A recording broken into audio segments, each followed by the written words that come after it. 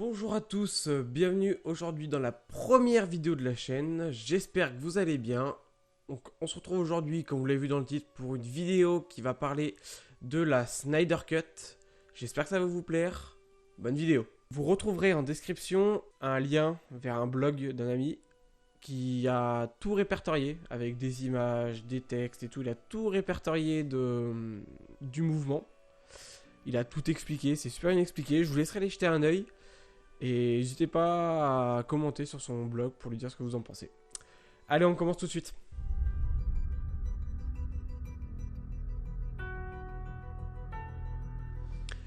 Alors du coup, on va commencer avec l'histoire de Man of Steel. Du coup, Man of Steel, comment ça s'est goupillé tout ça? Ça c'est parti du fait que la Warner voulait sortir un nouveau film Superman suite au grand succès des deux premiers films Batman de Christopher Nolan, à savoir Batman Begins et The Dark Knight.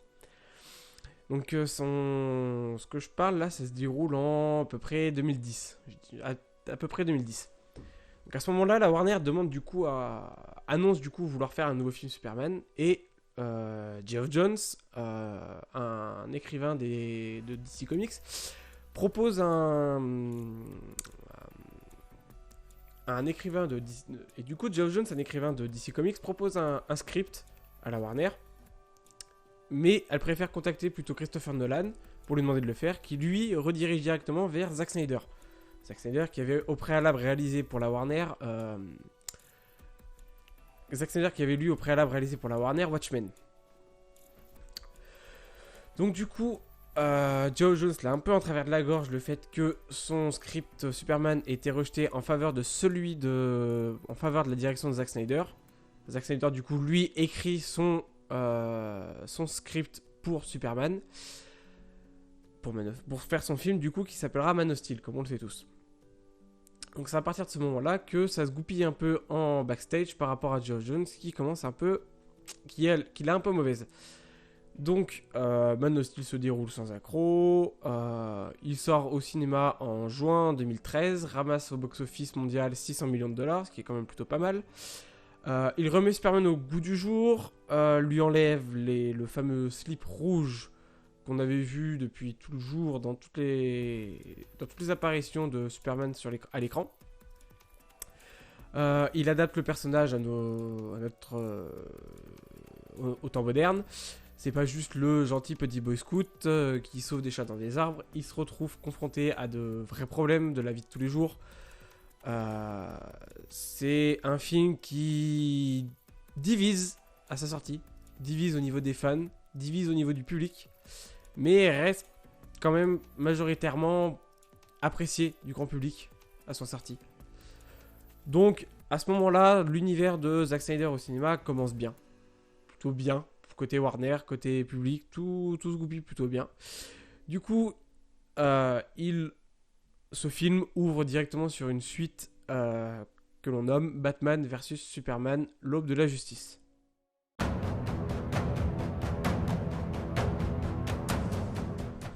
Donc, Batman v Superman, l'aube de la justice. Je pense que vous connaissez. Film pareil de Zack Snyder sorti en mars 2016 en France et mars 2016 aussi aux États-Unis. 23 mars en France, 25 mars aux États-Unis. Donc, première apparition à l'écran de Batman et Superman dans le même film. Première apparition live au cinéma de Wonder Woman. Donc, on se retrouve du coup avec un film très politique. Pas très axé sur la baston, sur le fight, comme l'avaient annoncé toutes les bandes annonces faites au préalable. Elles sont plus sur un combat psychologique et public entre Batman et Superman, pas vraiment un combat physique. Et c'est de là que les ennuis en backstage se font ressentir le plus, parce que le film souffre énormément au cinéma dû à une coupure de 30 minutes pour sa sortie ciné. La Warner ayant trouvé qu'un film de 3 heures au cinéma n'était pas... qu'un film de 3 heures au cinéma était trop long, justement, pour le grand public qui était habitué à des films de 1h30, 2h, 2h15. Et donc, du coup, ils ont décidé de couper le film à 2h30. Mais le problème, c'est qu'ils n'ont pas juste enlevé des scènes pas trop importantes. Ils ont enlevé des scènes qui ont leur importance, tout en remaniant d'autres, en prenant celle du début, par exemple, je dis n'importe quoi, hein. en prenant celle du début, en les mettant au milieu, celle du milieu, en les mettant au début, celle de la fin, en les mettant à 3/4 du film. Ce qui changeait complètement le scénario du film.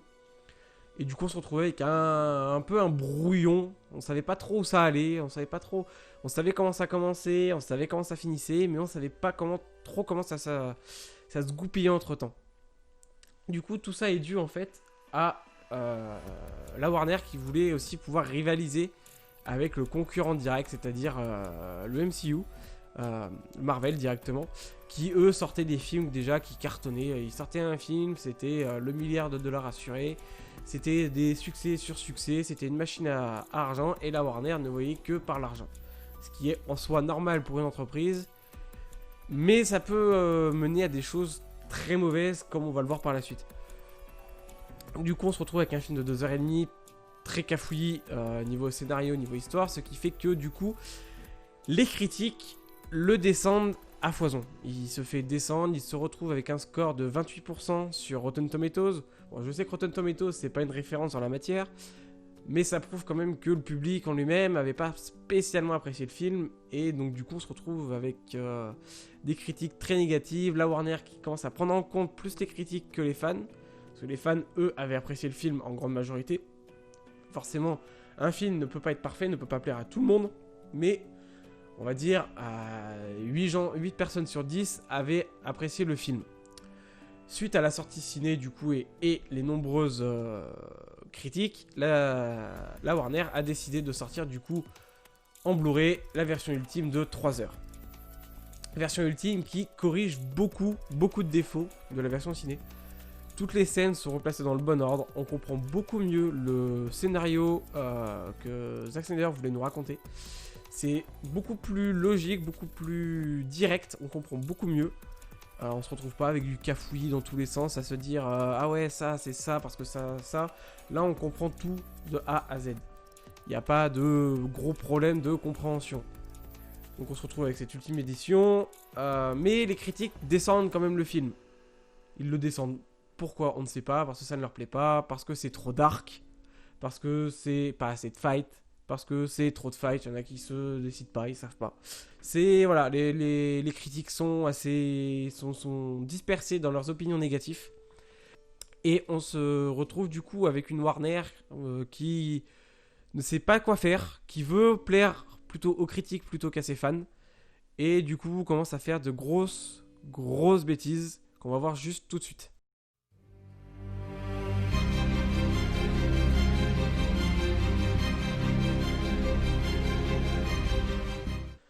Donc à ce moment-là, du coup, à la sortie de Batman vs Superman, du coup, Zack Snyder est déjà en train de tourner son prochain film DC qui suit directement Batman vs Superman, c'est-à-dire Justice League.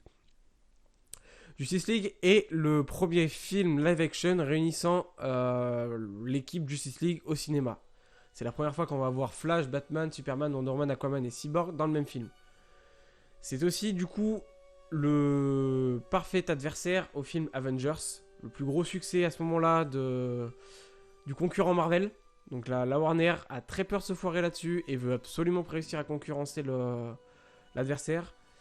Et suite aux critiques du coup négatives de Batman vs Superman, la Warner décide donc de forcer entre guillemets Snyder à changer des idées de son script de Justice League en enlevant du coup des scary ideas, comme il nous l'a écrit, comme il nous l'a dit, des idées un peu flippantes, un peu horreur de son film, et en rajoutant un peu aussi des blagues à droite, à gauche, qui sont pas forcément bien insérées, qui sont pas forcément bien logiques, mais qui passent encore.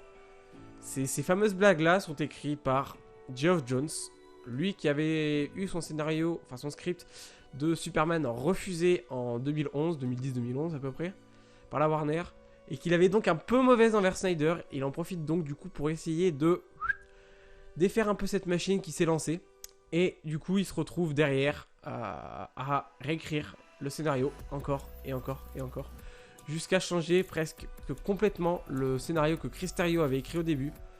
Et on se retrouve avec des blagues telles que j'ai entendu que tu parlais au poisson, la fameuse blague que Bruce Wayne fait à Arthur Curry dans le film, qu'on voit dans le trailer sorti en 2017. Donc on se rend compte que voilà, il y a des petites vannes un peu forcées, mais c'est pas trop dérangeant encore. On se dit, bon, 2-3 petites blagues par-ci, par-là, ça va, tant que l'idée principale de Snyder reste en place, c'est ce qu'il nous faut. C'est là que le plus gros changement arrive, là où la Warner décide de changer complètement le design du méchant Steppenwolf, en le passant de celui-là à celui-là. Donc les deux sont des idées de Snyder, hein. Il n'y a pas eu un forçage quelconque pour avoir un certain design. Celui-là, celui que je vous ai montré le deuxième, suite au compromis, est une idée de Snyder, designé par Snyder pour être plus tout public. Le premier était forcément le sien, voilà, beaucoup plus monstrueux, beaucoup plus flippant. Donc c'est ça justement, une des Scary Ideas qui a été supprimée suite au compromis. Donc on se retrouve avec tout ça, ce changement de design de méchant. Mais pour le moment, le fond du film reste le même. C'est-à-dire qu'on se retrouvera toujours avec le Snyder derrière la caméra qui dirige son film comme il le veut, qui fait son film plus ou moins comme il le veut. Il raconte l'histoire qu'il veut, la façon de former la ligue et tout ça. Donc on est encore assez rassuré. Là, tout ça, c'est jusqu'en 2016, pardon. Donc du coup, voilà, à ce moment-là, ça va encore. Sauf que la Warner n'a quand même pas trop confiance en son projet. Et du coup, on se retrouve en 2017, en mars 2017 pour être précis, le mois où malheureusement la fille de Zack Snyder, Autumn, se suicide. Nous, le grand public, on l'apprendra que 2 mois plus tard, au mois de mai 2017. Snyder nous l'annoncera lui-même en nous disant que du coup il quitte le projet de Justice League pour se mettre auprès de sa famille.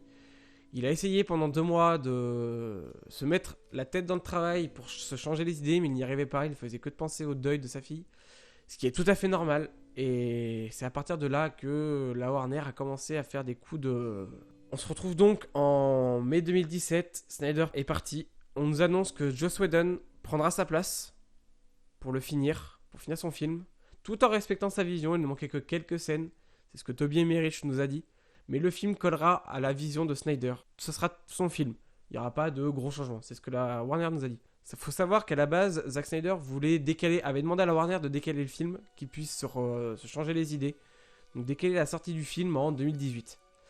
Le problème, c'est que Kevin Tsuchihara, le dirigeant de Warner, je ne suis pas sûr de la prononciation de son nom.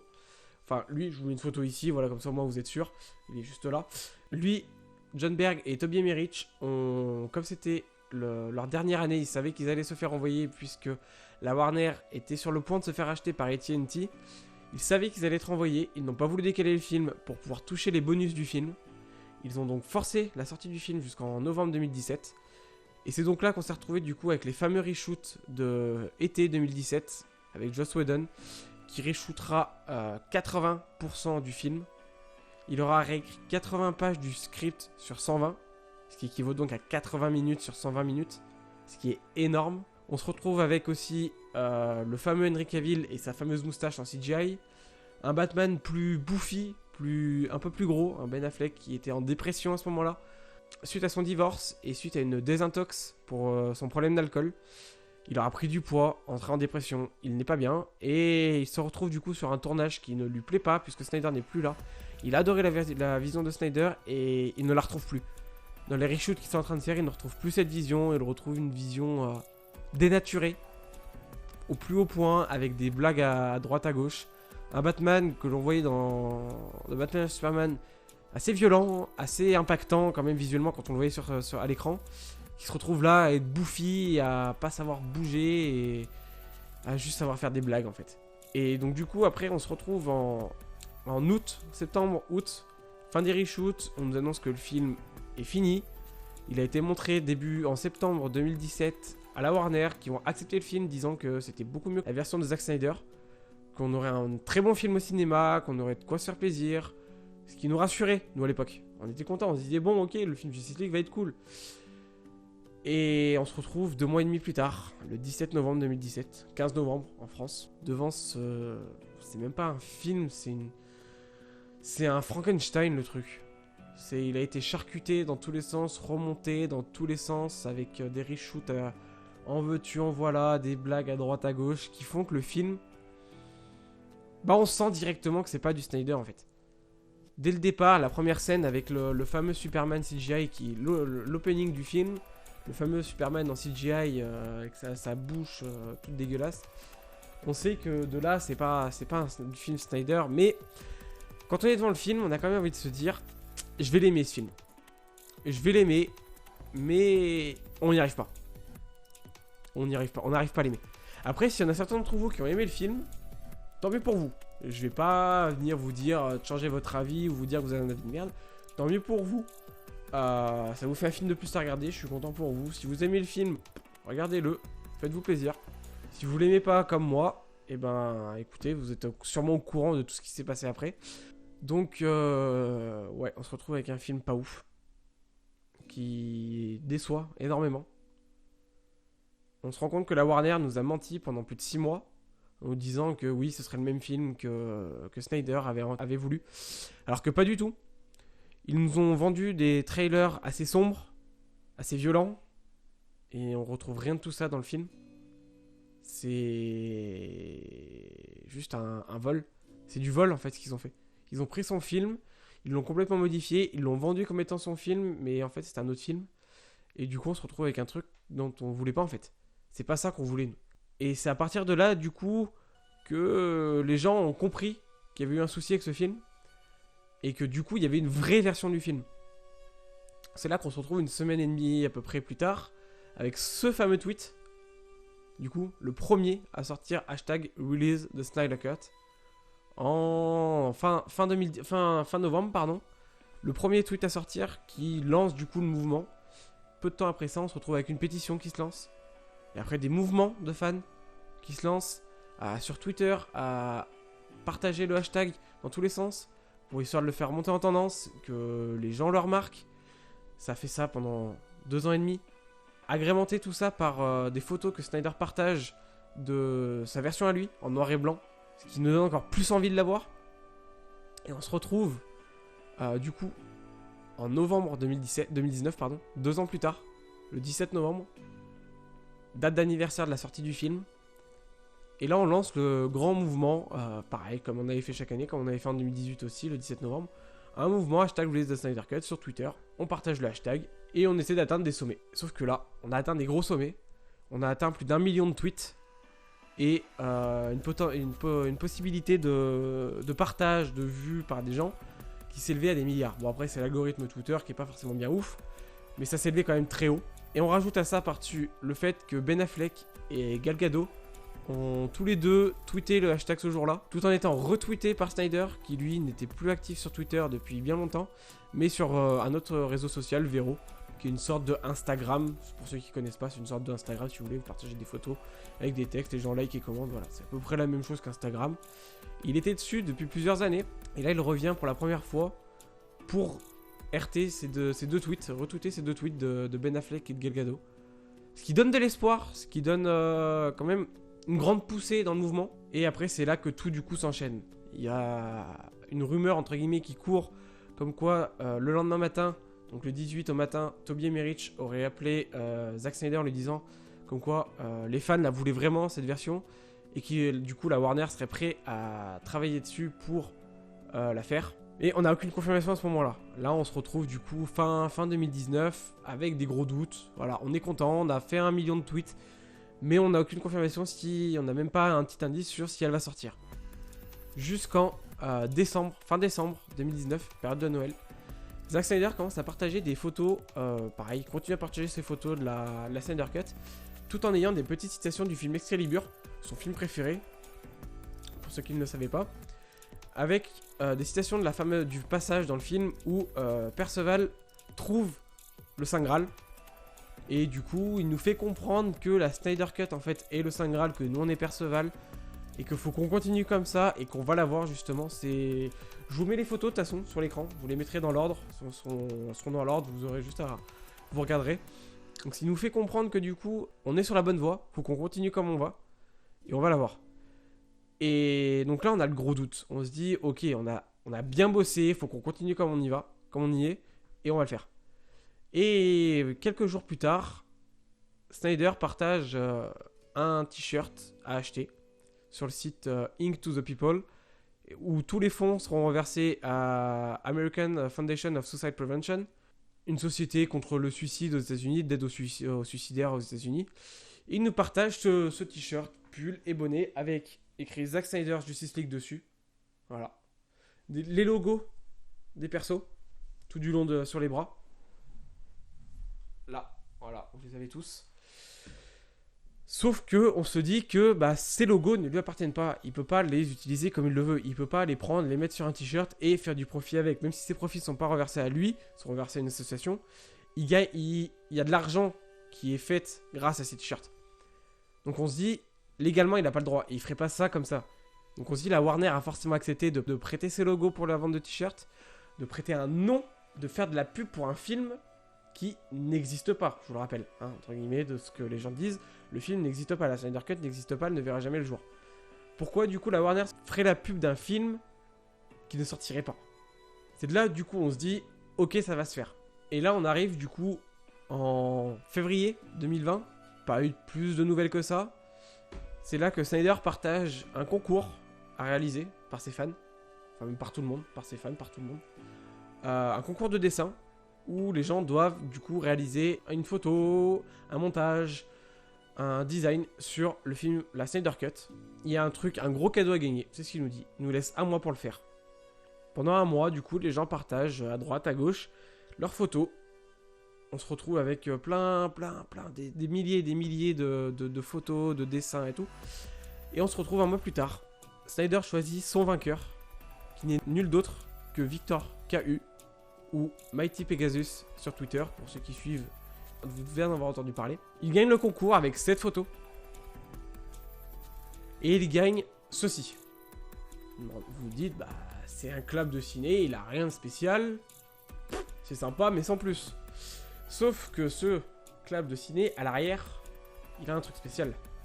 Il a un texte où c'est écrit, approximativement, j'ai pas le texte en tête, où c'est écrit en gros, celui qui reçoit ce clap se voit l'accès au tournage d'une scène additionnelle pour Zack Snyder Justice League, une scène super cool avec Batman, Superman, Lois et Martian Manhunter. Donc là on se dit tous, il peut pas partager ça, il peut pas donner ça à un fan sans que ce qui soit écrit derrière soit vrai. Donc on se dit ça va se faire. En mars, donc peu de temps après du coup la révélation du vainqueur et du prix, il nous fait une watch party de BVS où il nous explique, il nous montre des petits storyboards, il nous explique des trucs du film et tout. Pour ceux qui veulent la voir, vous l'avez sur YouTube. Vous tapez Zack Snyder's Batman v Superman Vero. Vous aurez le truc, ça dure 3 heures, aussi long que le film forcément. C'est bien se le mettre à côté en même temps que vous regardez le film. Vous mettez le film, vous mettez ça à côté. Et du coup, vous avez des petites infos sur le film. C'est très sympa à voir si vous adorez les films. En savoir un peu plus, comme il n'y a pas de commentaire de Snyder sur le Blu-ray.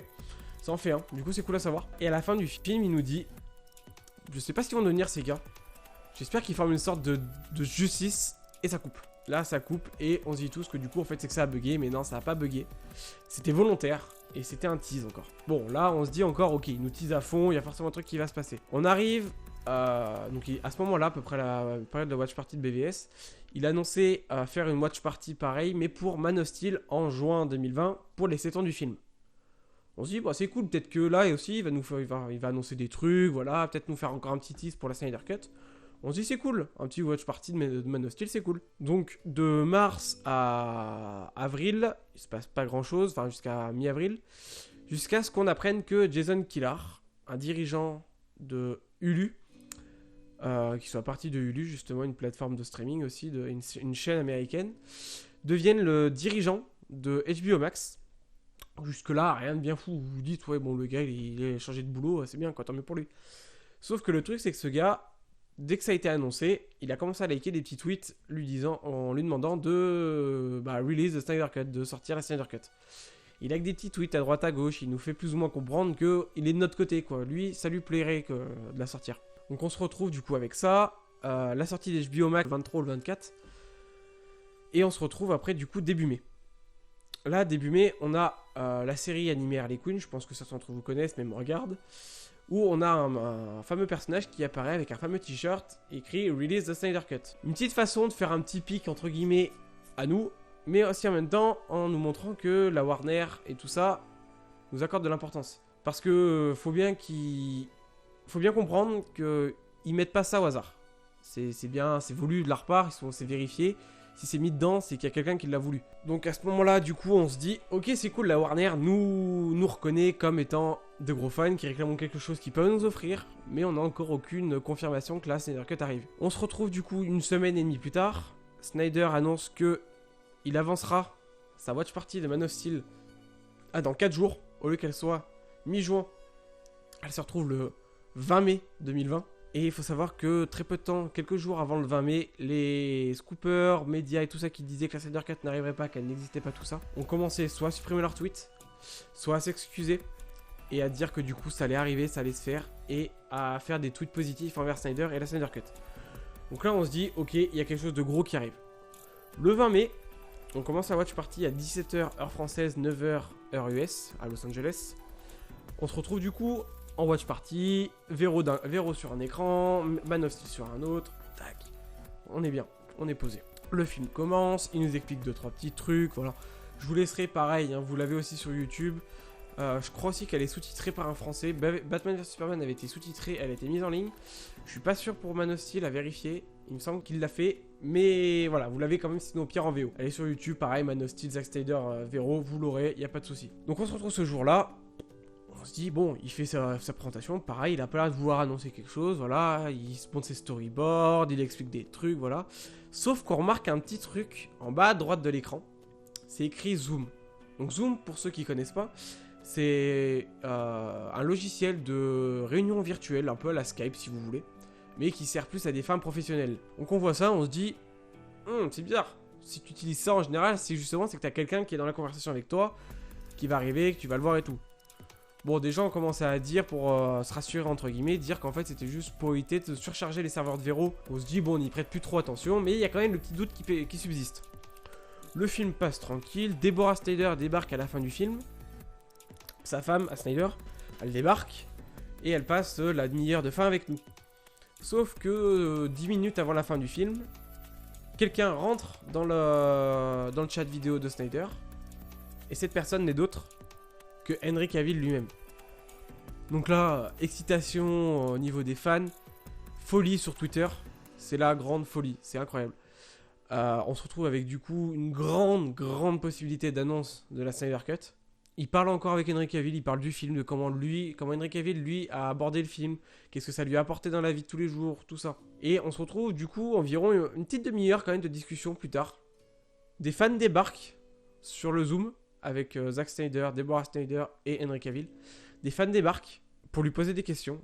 Et on se dit, ok, c'est aujourd'hui. Ça va se faire.